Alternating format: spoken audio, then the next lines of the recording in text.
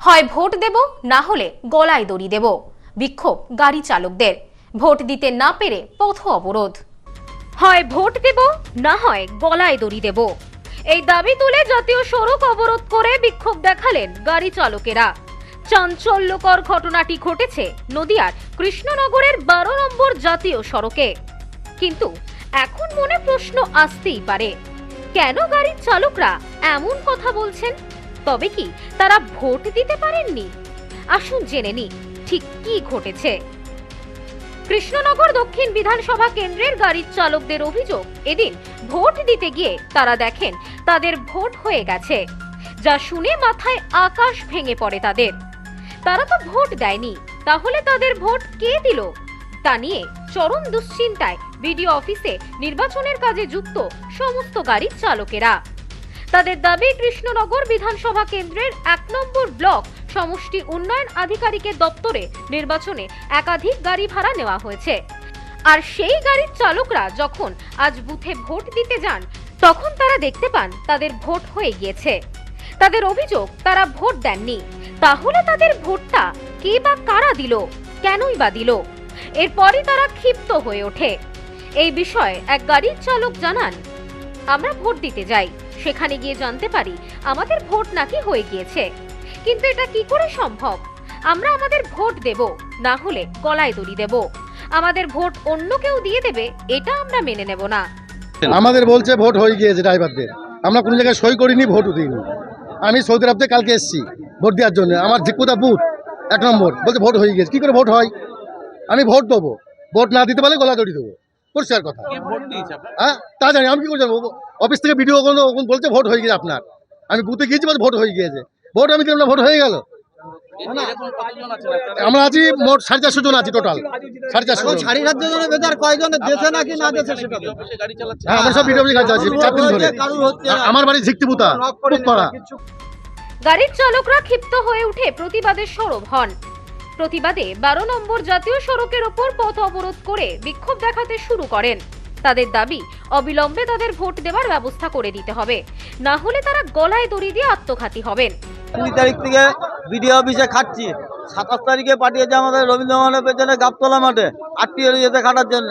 দিয়ে আমরা ওখানে জিজ্ঞেস করেছিলাম, বলে যে ভোট বুথে গিয়ে দেবা, যে কখন পোস্টাল ভোট কি বৃত্তান্ত আমাদের কাউ কিছু বলেনি, কোনো মাইকে অ্যানাউন্সও করেনি। যার জন্য আমরা যে যার ভোট এখন নিজের বুথে দিতে চাই।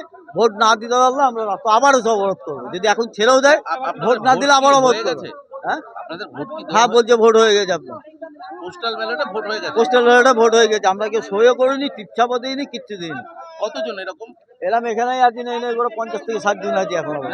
এই ঘটনার খবর পেয়ে ঘটনাস্থলে পৌঁছায় বিজেপি প্রার্থী সাধন Ghosh.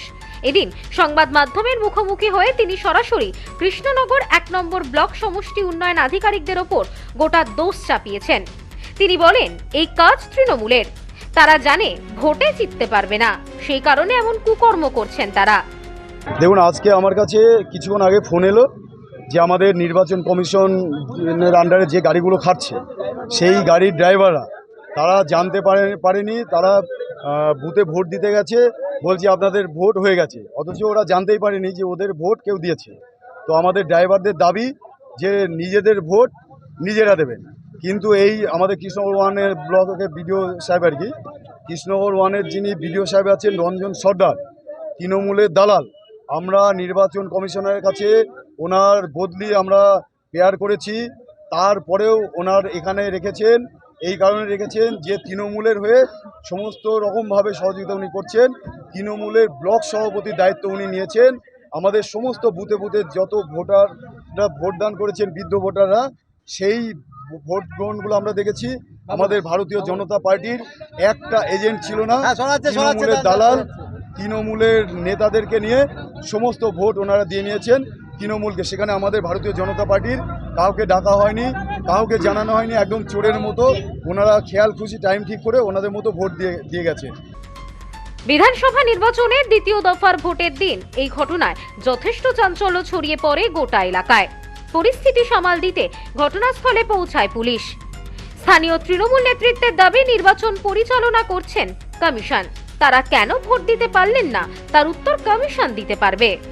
Bureau report, news no man's land, Nadia. Sampriti guest house hotel and restaurant. সমস্ত আধুনিক সুবিধাযুক্ত AC double bedroom, standard double bedroom, twin bedroom, deluxe double bedroom. আমাদের হোটেলেই রয়েছে বাঙালির খাবার সহ মাল্টি কুইজিন রেস্টুরেন্ট। শহরের মধ্যে অথচ সম্পূর্ণ নিরাপদ পরিবেশে থাকা খাওয়ার একমাত্র ঠিকানা Sampriti guest house hotel and restaurant, Chakdah road, টবাজার, বনগাঁ। ফোন 03215257603।